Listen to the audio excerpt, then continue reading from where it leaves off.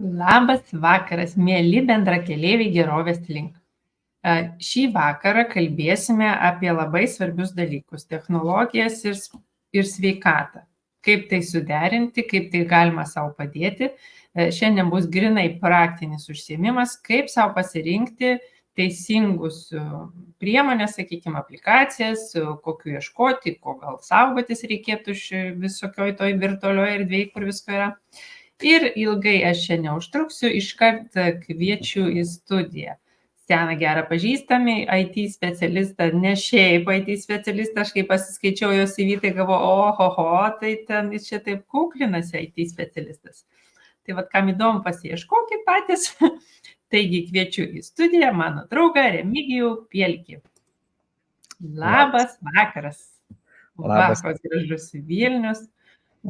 Tai aš suprantu, kas susijęs su IT ir programom ir technologijom, jau žinote viską. Negaliu pasakyti, kad viską, nes tas pasaulis labai smarkiai keičiasi, labai smarkiai tobulėja, bet stengiasi. Nors paskutiniu metu, kai pastebi, kaip vyksta visi pokyčiai, tai kai kurių technologijų kartais privengia. Taip, nes nežinai, kas čia už mūsų sielas kovoja, kam jų reikia. Gerai, bet mes į politiką, religiją ir visus kitus dalykus nelysim. Mes kalbėsim iš tikrųjų, labai norim, kad tu mums padėtum, pamokinti, kaip, pavyzdžiui, išsirinkti aplikacijas, nes jų yra ten daugybė, kokių jų būna, ko reikia saugotis, į ką reiktų atkreipti dėmesį, tai jeigu gali, būtume labai dėkingi išgirsti. Taip, tai aplikacijų iš tiesų yra didžiulė gausa ir išsirinkti kartais gali būti sudėtinga.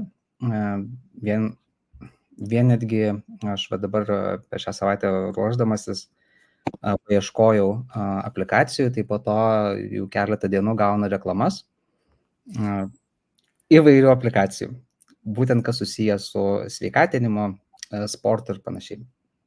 Tai aš manau, kad gali tam būti tai kiekvienam, nes ypatingai išmanūs telefonai, jie dabar turi įvairius algoritmus ir seka, ką mes darom ir po to eina siūlymai. Netgi kartais gali būti tai, kad jūs pakalbate su ko nors aplink jūs ir po to pradedate matyti reklamas įvairių aplikacijų. Čia yra ne naujiena, tai yra jau labai senas dalykas, kaip veikia technologijos ir mūsų išmanieji telefonai. Tai pasirinkti reikia iš tiesų labai atsargiai ir nespausti ant pačios pirmos reklamos iškart siųstis instaliuoti, bet reikėtų patyrinėti detaliau. Ir į ką reikia atkreipti dėmesį? Taip, tai aplikacijos būna kelių rūšių. Vienas būna skirtos sportui, tai labiau fitness aplikacijos, kurios jums gali siūlyti programą, įvairius užsiėmimus, kai kurios turi profesionalių trenerių pagalbą, kai kurios turi tiesiog įrašytus arba animuotus vaizdus, kaip teisingai atlikti pratimus. Gali būti, kad aplikacija pateiks ir mitybos kokį planą pagal jūsų nusibrėžtus tikslus. Tai vėlgi daugelis fitneso aplikacijų turėtų turėti programą ir leisti nustatyti jūsų norimus tikslus. Nes jeigu jūs pasimsite aplikaciją, kuri to neturi, tai bus tikrai labai sunku ir nebus jokios motivacijos judėti pirmyn. Tai tas tikslo nustatymas yra labai svarbus. Po to platus pasirinkimas įvairių pratimų, tų vadinamų angliškai workoutų, nes kai kurios aplikacijos gali būti pritaikytos sportuoti tik tai su įvairia įranga, bet yra aplikacijų, kur galite pasakyti, kad sportuoju namie. Ypatingai tokių aplikacijų daug atsirado COVID pandemijos laikotarpiu, kur netgi galite įsivesti, kokius prietaisus turite, ten, nežinau, hanteliai, kamuoliai ar ten gumos ir panašiai. Ir jos po to parinks pratimus, kur jūs galėsite naudoti tas priemonės, kurias turite namie. Ir tai irgi yra labai svarbu. Socialinis burbulas arba socialiniai dalykai, tai pavyzdžiui, kad galbūt sportuoti drauge, virtualiai susijungus į grupę. Irgi kai kurios aplikacijos tą turi, ne visos, bet galima atrasti ir tokių. Tai čia būtų pagrindiniai dalykai ir toliau kita grupė aplikacijų tai yra wellness arba sveikatingumo aplikacijos, tai jos turės dar papildomą funkcionalumą, kaip pavyzdžiui miego sekimas, kaip kraujospūdžio matavimas, kaip pulso matavimas, kaip įvairių aktyvičių sekimas. Tai jos jau patenka į wellness aplikacijų grupę. Tokių aplikacijų irgi yra daugybė. Ir kiekvienas išmanusis įrenginys turi instaliuotą kokią nors defaultinę, kaip pavyzdžiui Apple įrenginiai, iPhone'ai visi turi savo aplikacijas Health, Samsungai dažnai turi Samsung Health aplikaciją instaliuotą. Tai tos aplikacijos dažniausiai būna įdiegtos, bet galima įsidiegti ir kitas, kurios jums labiau patinka. Kitas labai svarbus aspektas, kas yra susijęs su aplikacijom, tai yra saugumas. Vienas dalykas, tai ypatingai kas yra susijęs su fitness aplikacijomis, tai prieš pradedant taikyti bet kokią programą, yra svarbu, ar jūs turite kokį nors sveikatos sutrikimą ar ne. Nes aplikacija sudėliodama jums programą, į tai gali neatsižvelgti. Ir aš bent pats nesu matęs jokios aplikacijos, kuri paklaustų, ar turite kažkokių ten traumų, turėjote traumų praeitį, ar yra kažkokių problemų. Tai štai vietoj, pradedant kokią nors programą, yra geriausia pasikonsultuoti galbūt su sporto treneriu arba su gydytoju, kas jums yra tinkama, kas netinkama. Nes pavyzdžiui, aš irgi prieš kelis metus turėjau problemą su pečiu, man buvo reikalinga reabilitacija ir ten man pritaikė specialią programą ir iškart paminėjo, kokių pratimų reikėtų vengti, bent jau kuriam laikui, kol neatsistatė. Tai irgi yra saugumas, jūsų pačių saugumas. Kitas dalykas yra duomenų saugumas. Aš viską rašau. Tai fitness aplikacijos dažniausiai nerenka daug duomenų apie jūs. Ir jeigu jūs instaliuosite tokią aplikaciją į telefoną, tai ko gero ten pernelyg daug problemų nebus. Bet yra labai svarbus dalykas, kai jūs prieš instaliuojant aplikaciją visose aplikacijų parduotuvėse yra skiltis, kokius duomenis renka aplikacija ir kaip jie yra naudojami. Tai čia yra labai svarbus, instaliuojant bet kokią aplikaciją, pasižiūrėti, kokie duomenys bus reikalingi. Nes pavyzdžiui, jeigu jūs instaliuojate fitness aplikaciją, o ji prašo prieimo prie visų jūsų kontaktų, prašo prieimo prie visų nuotraukų, video ir taip toliau, tai kyla klausimas, kam to jiems reikia. Jūs galite sakyti, kad gal tai, neturiu ko slėpti ir galiu duoti lengvai tą sutikimą, bet kaip tie duomenys yra panaudojami ir kaip jie yra apsaugomi, jeigu jie nutekėtų, tai daugelis iš jūsų telefone esančių kontaktų galbūt gali gauti skambučių, siūlančių investuoti, siūlančių įvairius dalykus, o galbūt netgi kažkas iš jūsų artimų šeimos narių arba artimų draugų gali gauti skambutį. Tarkime, jeigu aplikacija seka jūsų lokaciją, gauna skambutį, kad jums kažkas nutiko ir prašo ten pervesti pinigų sumą. Tokie dalykai labai paskutiniu metu yra suaktyvėję. Savo duomenis vis tik tai reikėtų apsaugoti. Wellness aplikacijos tų duomenų rinks daugiau, kas yra susijęs su jūsų sveikata. Tai kaip sakiau, seks jūsų miego režimą, seks jūsų galbūt ten kraujospūdį, streso lygį ir taip toliau. Tai tie duomenys nugula į serverius ir vėlgi, jeigu jie nėra pakankamai gerai apsaugoti, tai galima susilaukti įvairių netikėtų dalykų ateityje. Tai renkantis aplikacijas yra irgi labai svarbus kriterijus pasižiūrėti ir į tai, kokius duomenys renka ir kaip yra jie saugomi. Dar irgi siūlyčiau tiesiog prieš nusprendžiant dėktis aplikaciją, tiesiog pasigūglinti galbūt, ar yra kokiu nors buvusių ateity nutekėjimo duomenų iš to gamintojo ir kaip buvo sprendžiamos tos problemos. Nes tikrai internete yra labai daug informacijos prieinama, ypatingai iš didelių gamintojų. Ir tas pats Redditas, man atrodo, nežinau, kiek žmonių žino apie tą portalą, bet ten galima ko gero atrasti informaciją apie viską.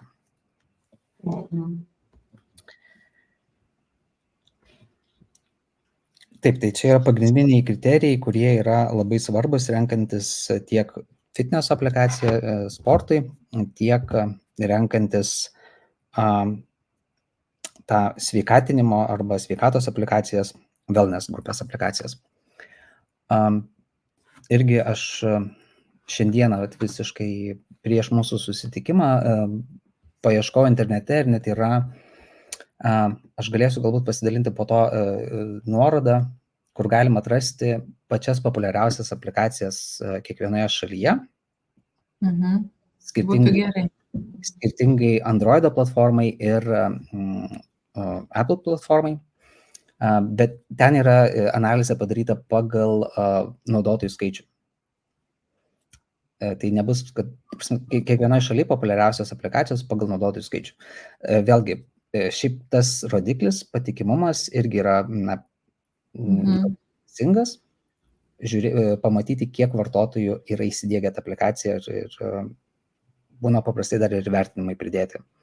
Ir netgi komentaruose galima atrasti, kokios problemas, su kokiam problemom susiduria ir panašiai. Taip pat Forbes yra sudarę sąrašą ir jie yra ištyrinėję fitness aplikacijas, tai taip pat galėsiu pasidinti nuorodą, kur galėsite atrasti, kokias aplikacijas jie rekomenduoja ir pagal kokius kriterijus jie rinkosi, taip pat kokie yra pliusai, kokie yra minusai. Kiekvienos iš tų jų tyrinėtų aplikacijų. Žodžiu, esmė yra tokia, dabar apibrėžti, ne, tas aplikacijas. Pradžioj tu turi išsiaiškinti, kam to jos reikia, turėti kažkokį tikslą, ne? Tada pasirinkti arba fitness arba wellness, nes fitness tave mokins sportuoti, o wellness tikrins tavo savijautą. O yra, pavyzdžiui, kur abi vienoj.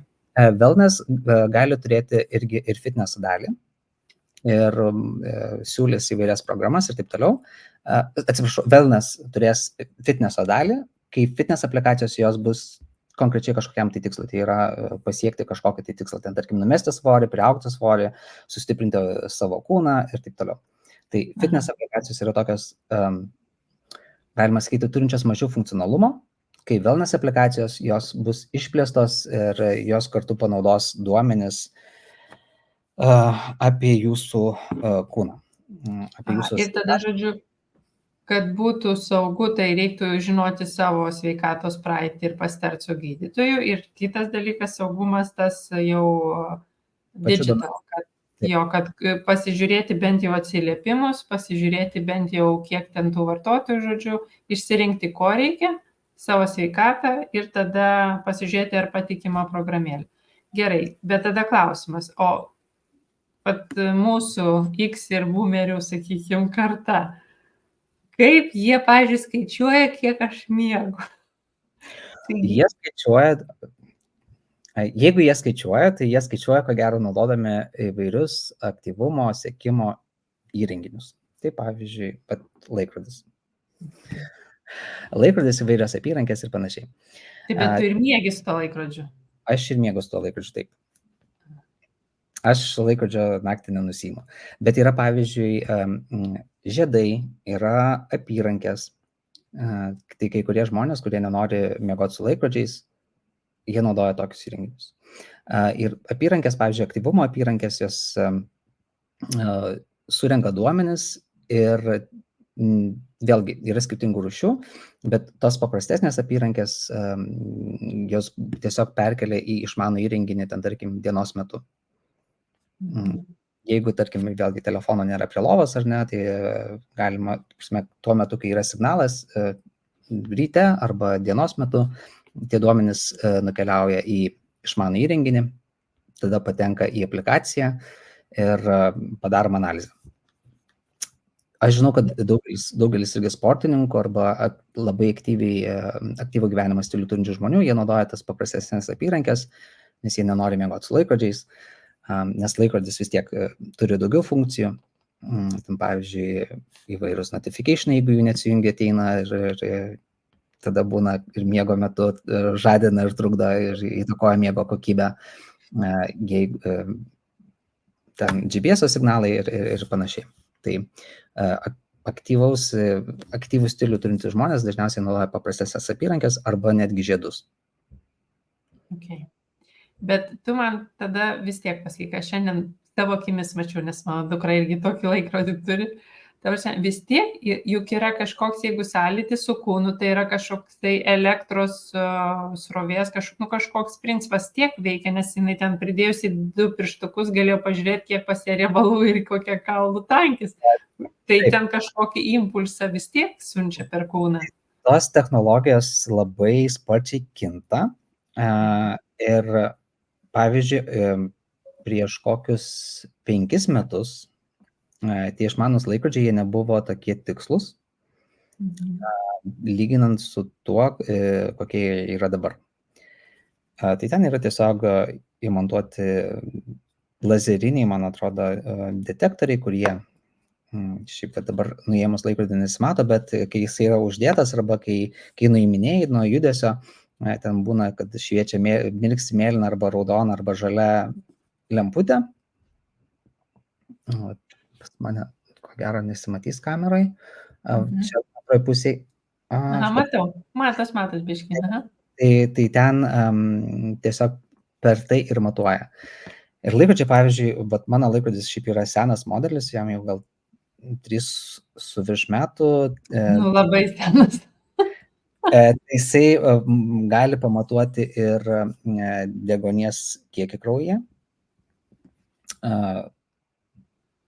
Pas mane yra Samsung laikrodis, bet aš naudoju iPhone'ą. Tai ne visos funkcijos veikia, vėlgi, renkantis tokius įrenginius reikėtų pasižiūrėti suderinamumą.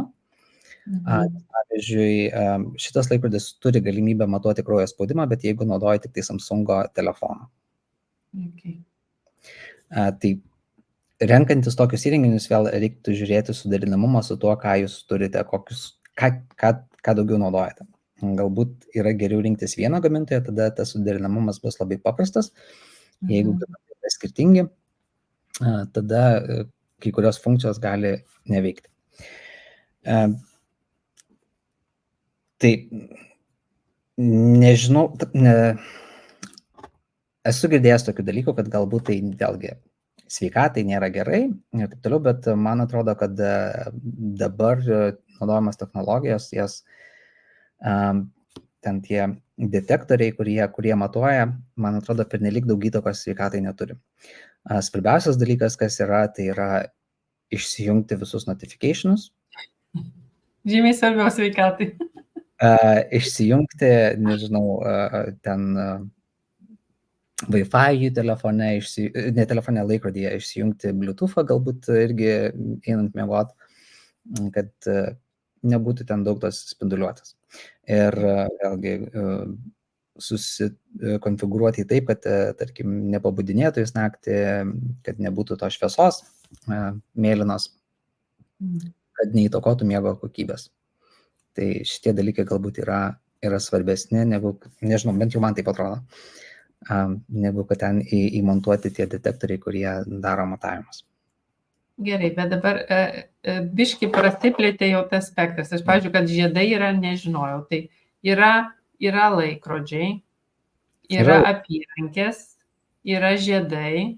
Atskaičiau, kad yra dabar akiniai plaukikam padaryti, kad viršė pulsą jiems skaičiuoja.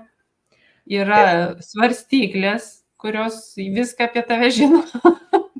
Yra svarstyklės, tai dar prieš laikrodžius, pavyzdžiui, bėgikai arba kas rimčiau užsiiminėja sportu, jie naudodavo krūtinės juostas.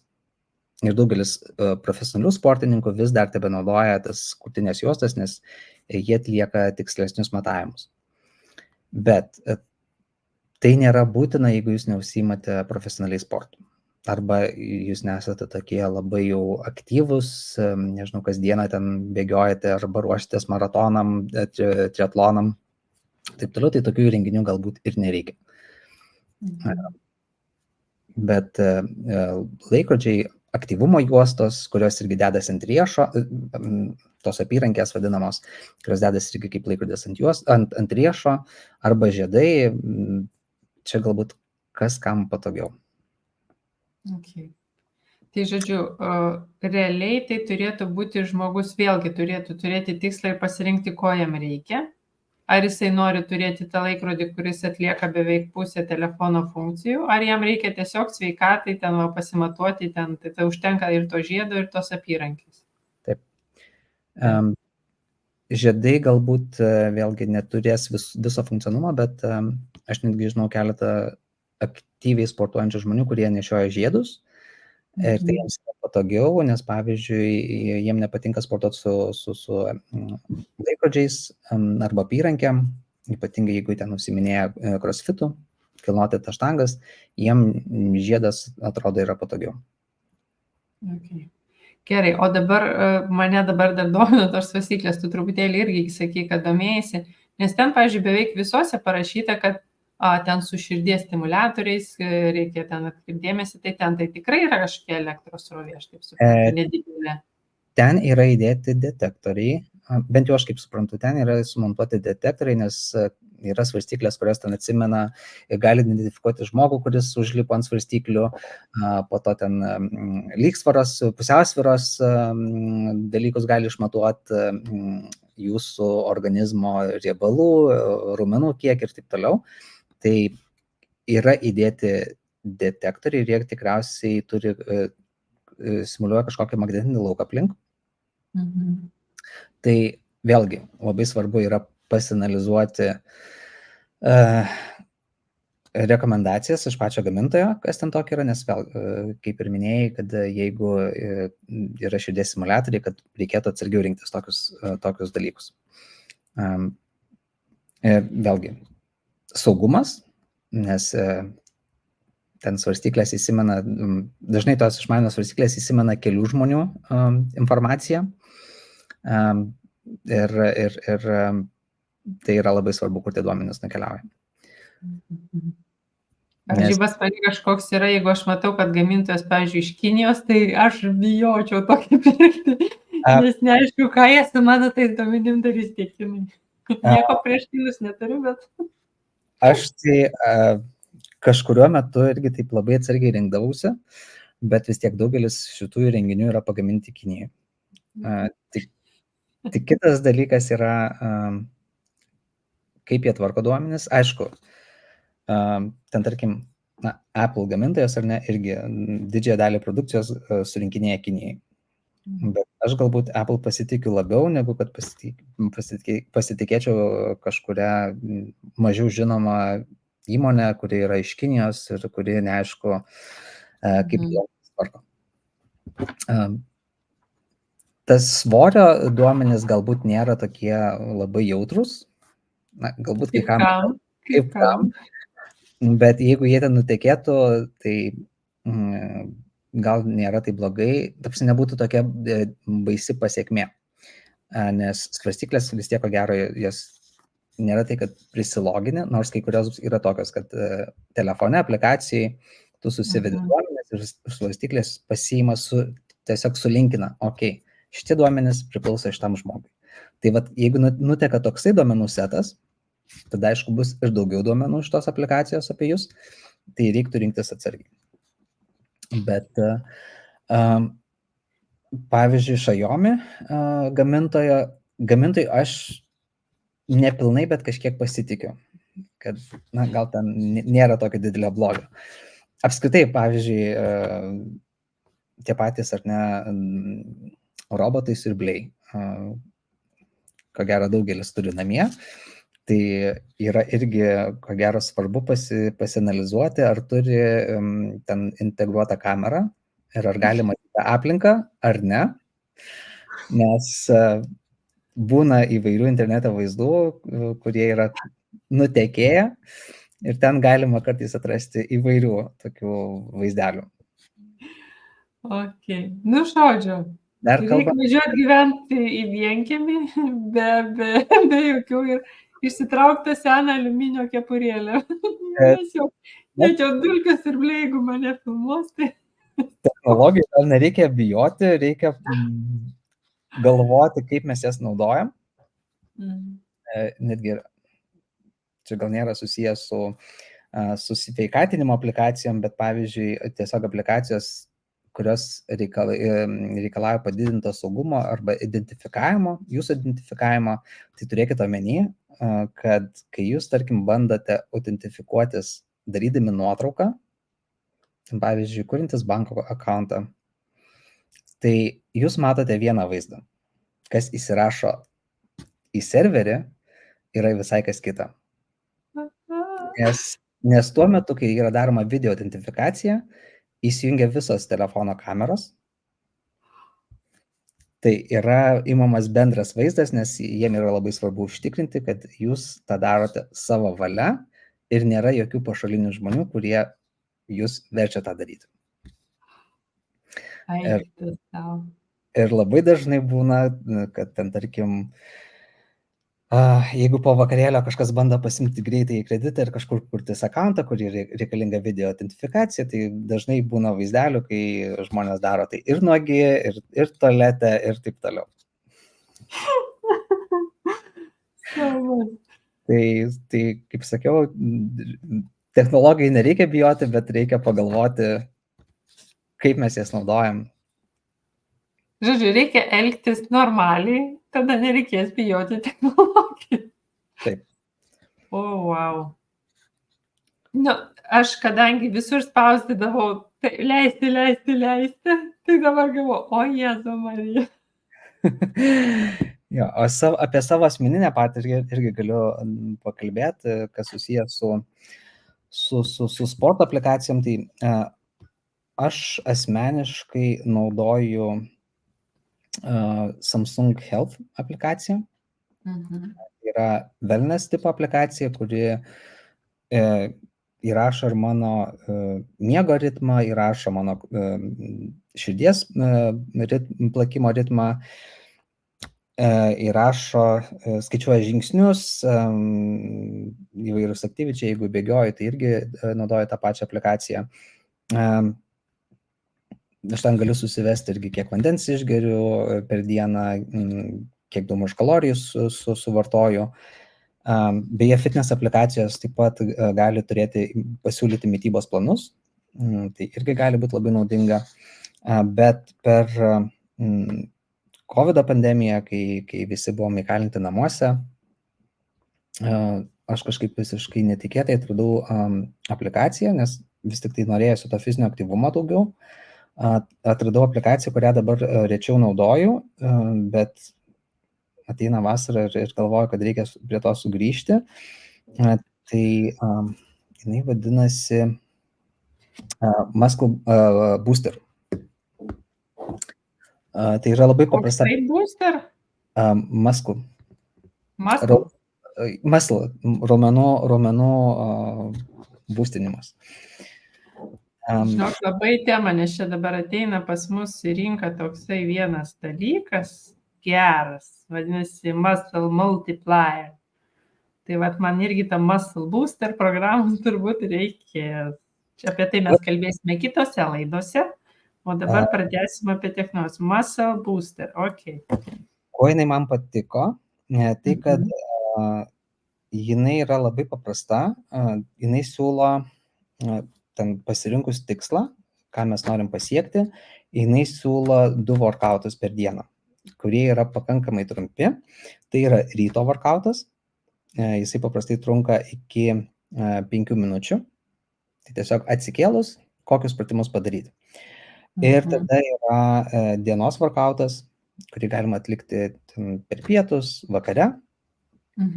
Paprastai yra apie 30 minučių ir kokius pratimus daryti. Aplikacija irgi leidžia pasirinkti, ta prasme, ar jūs sportuojate sporto klube, ar jūs sportuojate namie. Ir tada kokią įrangą turite namie, galite susižymėti ir pagal tai jums pasiūlys pratimus. Turi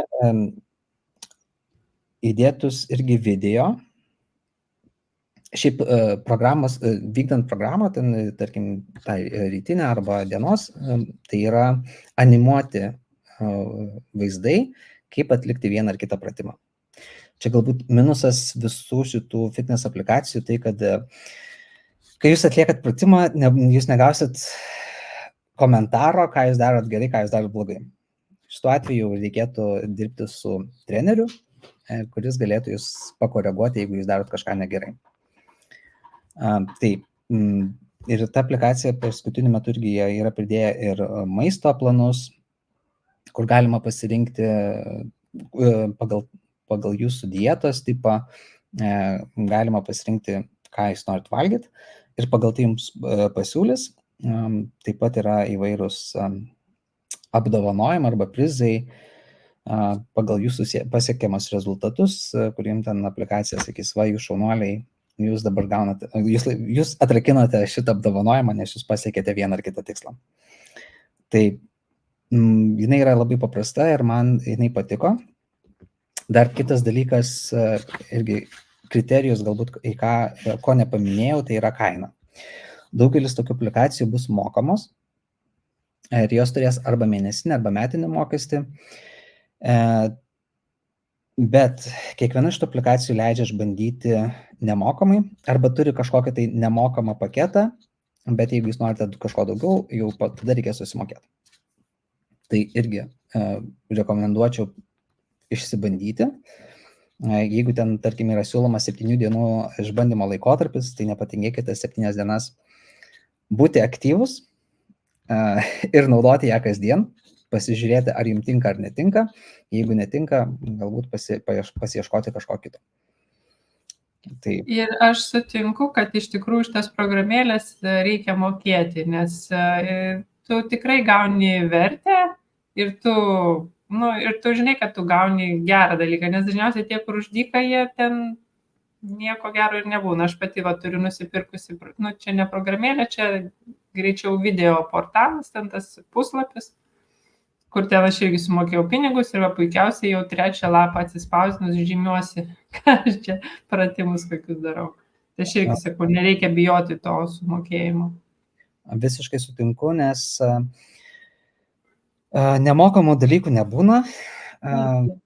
Netgi jeigu yra nemokama aplikacija, tai tikėtina, kad jie susirinks daugiau duomenų marketingui, dar kažkam tai, nes jie vis tiek norės gauti kažkokį tai pelną, kad jie galėtų tobulinti produktą, tai tas nemokamas produktas nebūtinai tikrai bus pats geriausias. Čia kaip tam filme, kur Social Dilemma ir sakė, jeigu yra nemokamai, tai reiškia produktas esate jūs. Taip, visiškai sutinku. Okay. Tai klausyk, ačiū tau labai, gal tu turi dar ką pridurti?